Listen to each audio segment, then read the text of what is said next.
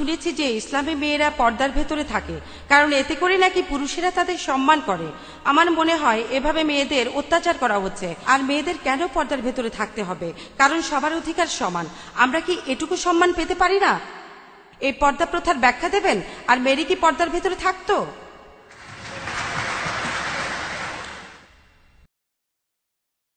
Madam, madam, আপনাদের Bible বলছে, পবিত্র বাইবেল বলছে, এখানে পল পল পল আপনাদের বলছে যে মহিলারা অবশ্যই তাদের মাথা ঢেকে রাখবে। যে মহিলা মাথা ঢাকে না তাদের মাথা কামিয়ে দাও। আপনাদের বাইবেলে কথা বলছে।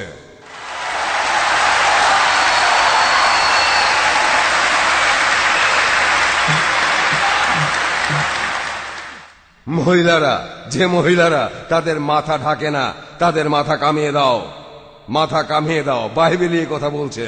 আর মহিলারা, আপনাদের বাইবেল বলছে যে মহিলারা চার্চের ভেতরে কোনোভাবেই মুখ খুলবে না।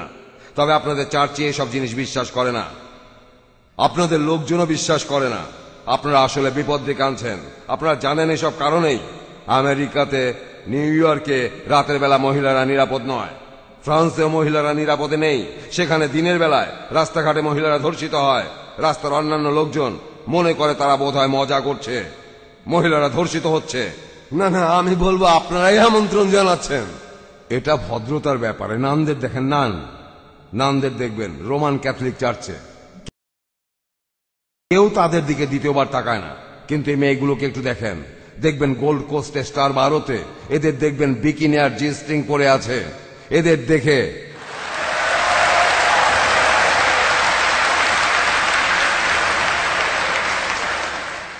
এমনকি আমার মতো বুড়ো মানুষেরও মাথা ঘুরে যায়।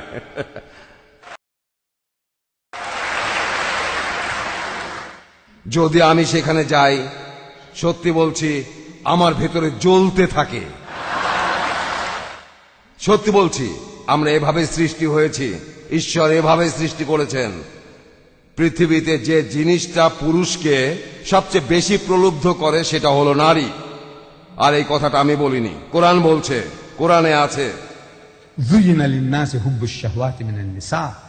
পুরুষদের চোখে সেটাই সবচেয়ে ভালো যে জিনিসে তাদের আসক্তি আছে। 1 নাম্বার নারী,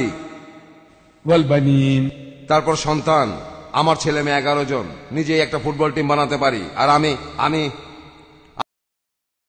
আমার বেশ গর্ব হয় 11 জন ছেলে মেয়ে, নিজের ফুটবল টিম, আমার নিজের ক্রিকেট টিম। আর 3 নাম্বার রাশিকৃত সোনা এবং রূপা, ক্ষেতের জমি, খুব ভালো জাতের ঘোড়া ইত্যাদি। কোরআনে এইসবের একটা তালিকা দেওয়া আছে। 1 নাম্বার হলো নারী। কোরআন বলছে যে জিনিসটা পুরুষকে সবচেয়ে প্রলুব্ধ করে পৃথিবীতে সেটা নারী। আমি আমার পশ্চিমা বন্ধুদের বলি এই কথাটা প্রমাণের দরকার নেই, আপনাদের বোঝানোর দরকার নেই। আমার নিজের দেশেই দেখি, ডারবান শহরে একটা কোম্পানি আছে, লুসিয়ান মোটরস। তারা সেকেন্ড হ্যান্ড ট্রাক বেচে। অনেকে বলে লরি, আপনারা কি ট্রাক বলেন? ট্রাক, আমরা বলি ট্রাক। আর তারা ট্রাকের অ্যাড দিয়েছে, বিকিনি পরে একটা মেয়ে ট্রাকের উপর বসে আছে। আর আরেকটা কোম্পানি, তারা বিক্রি করে ট্রাক্টর। আর তারা ট্রাক্টরের যে অ্যাড দিয়েছে সেখানেও বিকিনি পরা মেয়ে ট্রাক্টরের উপর বসে আছে।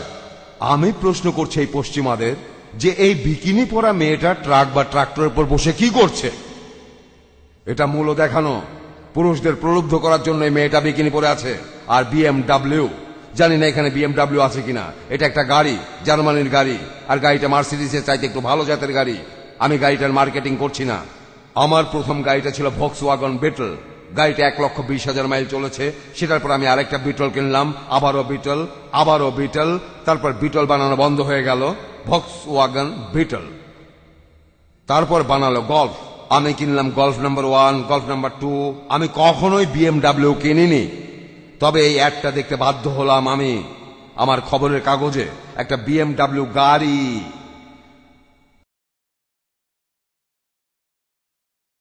আর একটা মেয়েটা একটা ছোট বিকিনি পরে আছে। আপনারা বলেন টাঙ্গা অথবা বলেন জি স্ট্রিং। মেয়েটা গাড়ির সামনে দাঁড়িয়ে আছে আর অ্যাডের নিচে লেখা আছে, একে এখনই চালাতে শুরু করুন।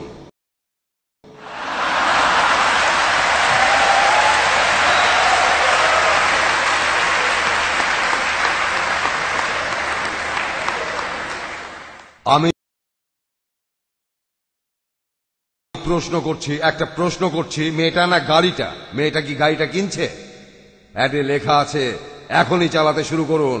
আর আপনারাই এই কাজগুলো করছেন, আপনারাই এই পশ্চিমারা নিজের মাকে বেচছেন, নিজের স্ত্রী আর মেয়েকে। তার স্ত্রী একজন স্টার, তাকে ছবিতে জড়িয়ে ধরা হচ্ছে, ধর্ষণের অভিনয় করছে। আপনার স্ত্রীকে এভাবে দেখতে অভিনয়, এটা সত্যিকারের নয়, এটা আসলে অভিনয়। আর এভাবে দেখছেন আপনার মাকে, আপনার স্ত্রী মেয়েকে, আপনারাও মজা পান। আপনার স্ত্রী তো স্টার, অসুস্থ অসুস্থ, আলহামদুলিল্লাহ, সব প্রশংসা আল্লাহ। আমরা এখনো এই অসুখে মুসলমানরা আক্রান্ত হইনি। আমরা এটা থেকে দূরে থাকার চেষ্টা করি। এটা আসলে আপনাদের ইচ্ছা, আপনারাই করছেন। তবে বলবো, আপনারা আগুন নিয়ে খেলছেন, আপনারা এটার জন্য শাস্তি পাবেন। আপনারা এখনো শাস্তি পাচ্ছেন, ভবিষ্যতে পাবেন। ধন্যবাদ।